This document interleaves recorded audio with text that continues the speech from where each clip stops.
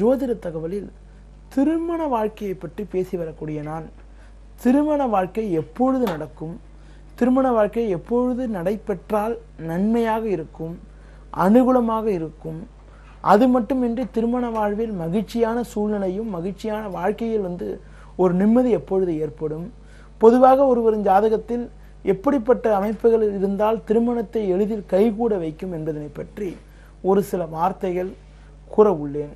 திருமணம் எப்பொழுது நடக்கும் என பார்க்கின்ற பொழுது ஒருவரின் ஜாதகத்தில் திருமணம் நடைபெறுவதற்கு யோகா அமைப்புகள் வர வேண்டும்.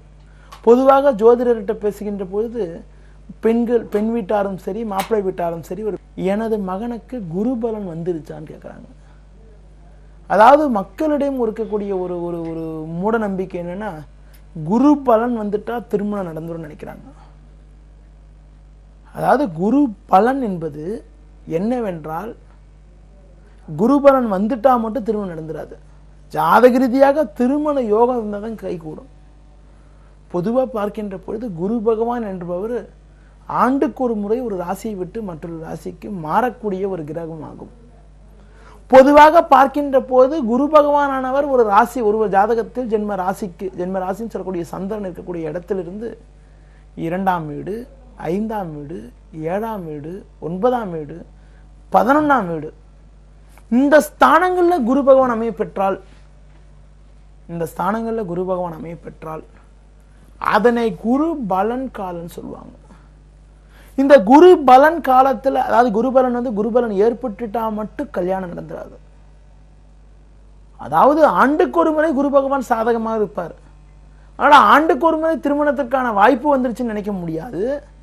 ஆண்டுக்கு ஒரு முறை குரு பகவான் சஞ்சரிக்கிறது சாதகமாக இருப்பது மட்டுமின்றி ஜாதக ரீதியாக கூட திருமண யோகம் வேண்டும். ஒருவரின் ஜாதகத்தில் திருமணத்தை குறிக்கக்கூடிய ஸ்தானாதிபதியின் திசையோ, ஸ்தானாதிபதி சொன்னா ஒரு ஜாதகத்தில் ஜென்ம லக்னத்துக்கு 7ஆம் வீடு தான் திருமணத்தை குறிக்கக்கூடிய ஸ்தானமாகும். அந்த 7ஆம் வீட்டில் அமையப்பெற்ற கிரகங்களுடைய திசை அல்லது புக்தி நடைபெற்றாலோ, 7ஆம் அதிபதியின் திசை அல்லது புக்தி நடைபெற்றாலோ, அது மட்டுமின்றி 7ஆம் அதிபதி சேர்க்கப்பெற்ற கிரகங்களுடைய தசாபுத்தி நடைபெற்றாலோ, 7ஆம் அதிபதி எந்த நட்சத்திரத்தில் இருக்காரோ அந்த நட்சத்திரத்துடைய திசை அல்லது புக்தி நடைபெற்றாலோ திருமண வாழ்க்கையானது கைகூடுவதற்கான வாய்ப்புகள் வரும். அதுபோல கடத்தரக்காரகன் சொல்லக்கூடியவர் சுக்கிரன் ஆவார். ஒருவரின் ஜாதகத்தில் கடத்தரக்காரகன் சொல்லக்கூடிய ஒரு ஆண் ஜாதகத்தில் கடத்தரக்காரகன் சொல்லக்கூடிய சுக்கிரனுடைய திசை அல்லது புக்தியோ, சுக்கிரனுடைய நட்சத்திரத்தில் அமையப்பட்ட கிரகங்களுடைய திசா புத்தியோ நடைபெற்றால் தான் திருமண யோகமானது கைகூடும். அதுபோல பெண்கள் ஜாதகத்தில் களத்தர காரகனாக என வர்ணிக்கப்படக்கூடிய சுக்கிரன் என்றாலும் செவ்வாயும் சில இடங்களில் சுக்கிர களத்தர காரகன் சொல்றான்.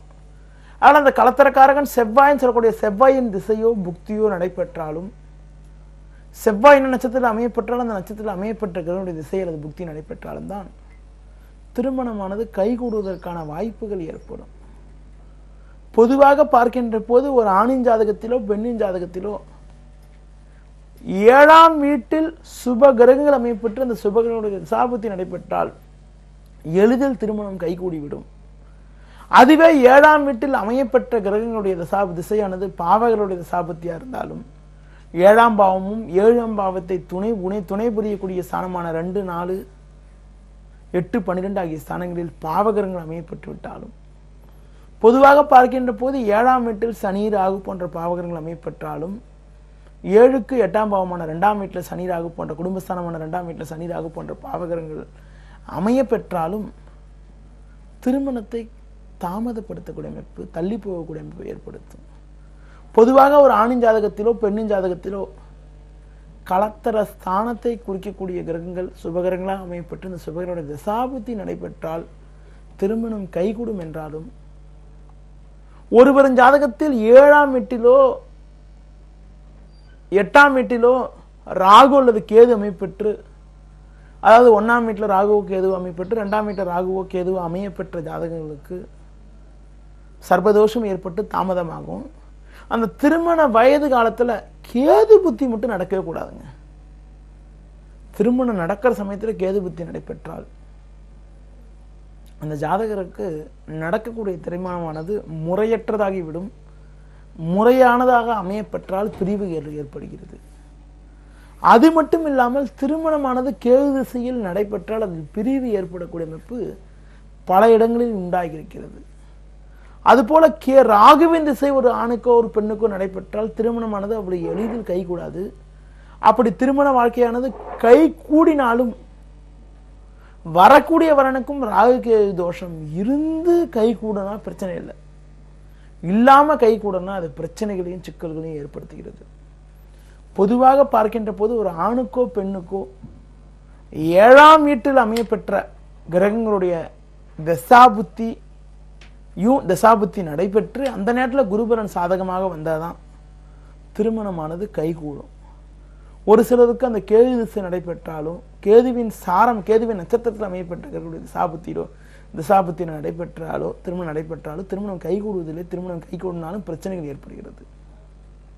அதிலும் குறிப்பாக ராகு திசையில கேது திசையில ராகு புத்தி நடக்கும்போது திருமணத்தை செய்யவே கூடாது. கேது திசை நடைபெற்றா கேது திசை முடிவு வரைக்கும் வெயிட் பண்ணணும். அப்படி முடியாட்டினா கேது திசை ராகு புத்தி வரைக்குமே வெயிட் பண்ணணும். அவசரப்பட்டு திருமணம் பண்ணால் திருமண வாழ்க்கையானது கைகூடாது, பிரச்சனையை கொடுக்கும். கேது திசையில ராகு புத்தியோ ராகு திசையில கேது புத்தியோ மிக மிக ஒரு கெடுதியான காலமாகும். அது போல பார்த்தீங்கன்றால் ஒருவருக்கு ராகு நட்சத்திரத்தில் அமையப்பட்டவர்களுடைய தசாபுத்தியோ கேதுவின் நட்சத்திரத்தில் அமையப்பட்டவர்களுடைய தசாபுத்தியோ நடைபெற்றாலும் திருமணம் கைகூடுவதற்கான தடை தாமதங்கள் ஏற்படும். பொதுவாக ஒரு ஜாதகத்தில் தோஷங்கள் ஏற்பட்டிருந்தால் தாமதப்படக்கூடிய அமைப்பு ஏற்படும். தோஷங்கள் ஏற்படாமல் 7ஆம் இடம் தான் ஸ்ட்ராங்காக இருந்து 7ஆம் வீட்டில் இருக்கக்கூடிய கிரகங்களுடைய தசாபுத்தியும் குரு பலனும் ஓரளவுக்கு சாதகமாக இருந்தால் திருமணமானது கைகூடக்கூடிய ஒரு உன்னதமான அமைப்பு உண்டாகும். திருமணம் எப்பொழுது கைகூடும், அது மட்டுமின்றி என்ன கிரகம் இருந்தால் திருமணம் தடைபடக்கூடிய அமைப்பு தாமதப்படக்கூடிய அமைப்பு ஏற்படுகிறது என்பதை பற்றி ஒரு சில வார்த்தை உங்களிடம் கூறினேன். மீண்டும் நான் காலை சந்திக்கிறேன். நன்றி, வணக்கம்.